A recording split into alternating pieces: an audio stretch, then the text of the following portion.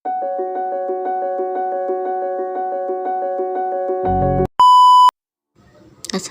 warahmatullahi wabarakatuh. Pembelajaran kelompok 8 kelas 8E menjelaskan tentang perang Banjar dan perang Jagaraga di Bali. Berikut penjelasannya. Perang Banjar. 1. Tokoh atau pemimpin: Pangeran Antasari, Pangeran Hidayat, Pangeran Prabu Anom. 2. Sebab-sebab perang Banjar.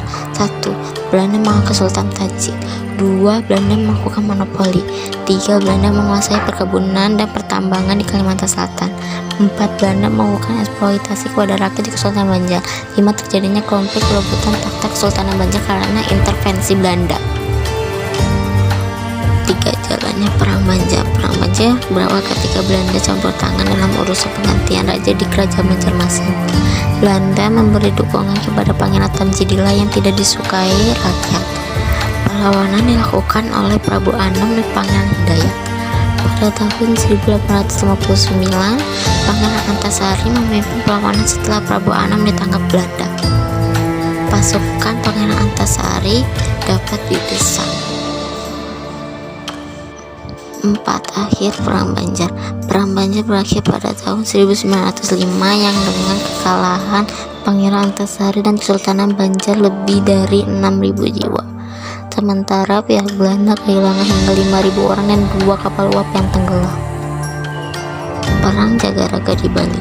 1. Tokoh atau pemimpin: Raja Buleleng, Pati Buleleng, Gusti Celatik, Raja Karangsem.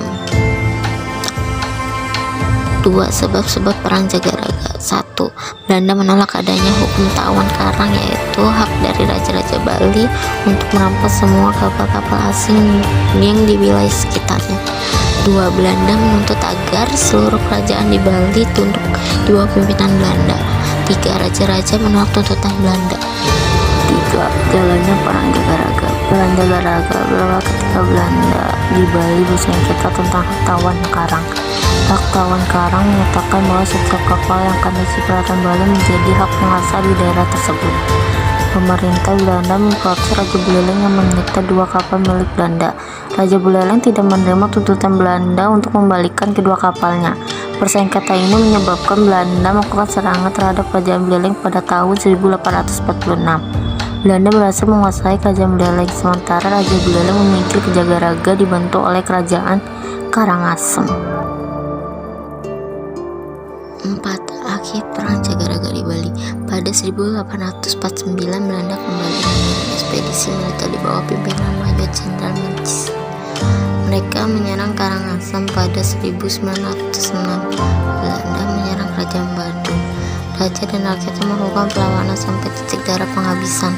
Perang yang dilakukan sampai titik darah penghabisan dikenal dengan puputan. Untuk memadamkan perlawanan rakyat Bali yang berpusat di Jagaraga, Belanda mendatangkan pasukan secara besar-besaran. Maka mereka menyerang dari 2 arah, yaitu arah depan dan arah belakang benteng Jagaraga. Tempura sengit tak dapat dielakkan lagi, terutama pada posisi di mana satu Gusti Ketut Celatik berada. Benteng Jagaraga dihujani tembakan meriam dengan gancar. Korban telah berjatuhan di pihak Buleleng. Kendali pun demikian, tidak ada seorang pun laskar Jagaraga yang mundur atau melarikan diri. Mereka semuanya gugur pada tanggal 19 April 1849. Benteng Jagaraga jatuh ke tangan Belanda. Mulai saat itu Belanda menguasai Bali Utara. Sekian penjelasan dari kami tentang perang Banjar dan perang Jagaraga di Bali. Terima kasih dan wassalamualaikum warahmatullahi wabarakatuh.